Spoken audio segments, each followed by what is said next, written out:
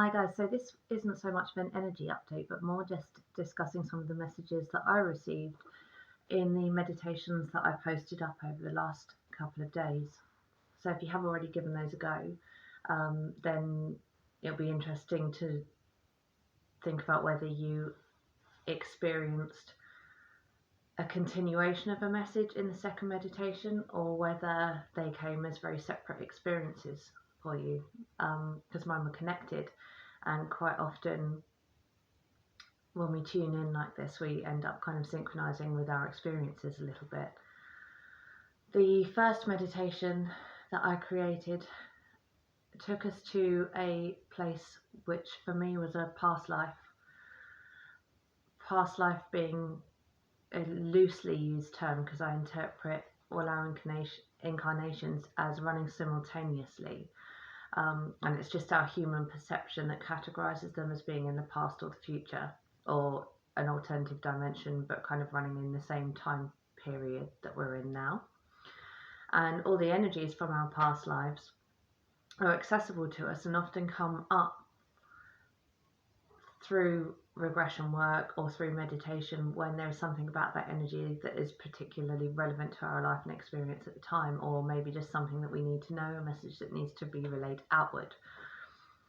And I saw in that space a flashback to a past life which I have seen a very brief flashback of before, only a moment, and it was very similar with this time round. I only really saw one moment, whereas at other times I will see a whole kind of story being laid out.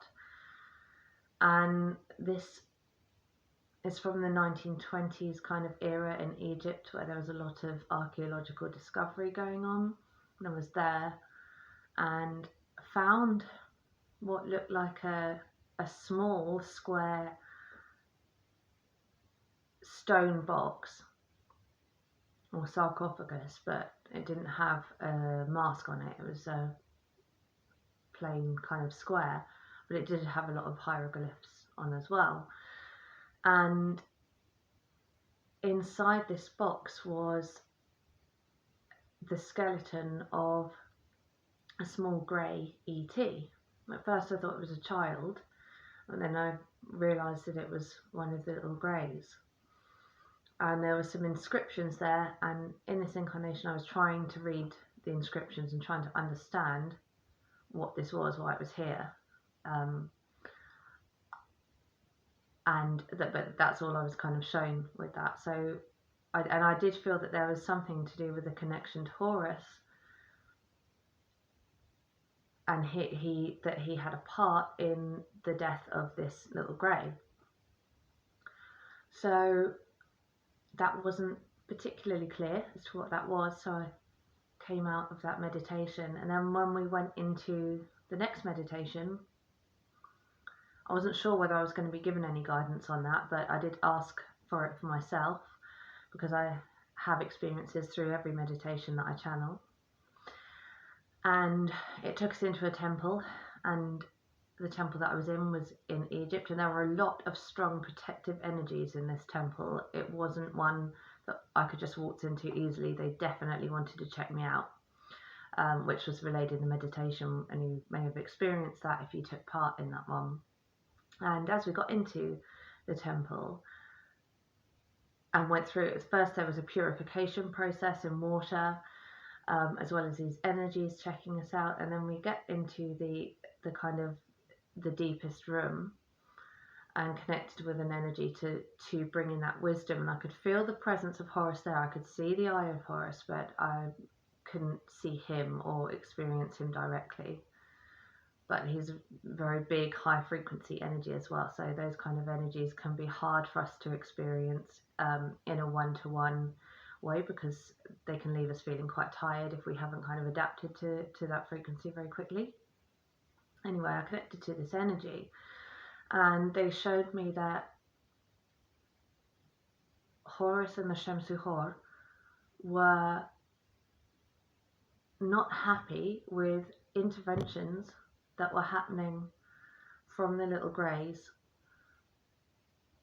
some kind of genetic modification that they were attempting under the directive of a different star race on humans. I believe that Horus was from a different planetary system.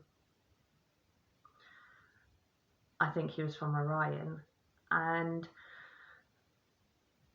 he wanted to bring in energy to humans that could help us to uplift and transcend, and was angry at this kind of intervention that was going on, that was causing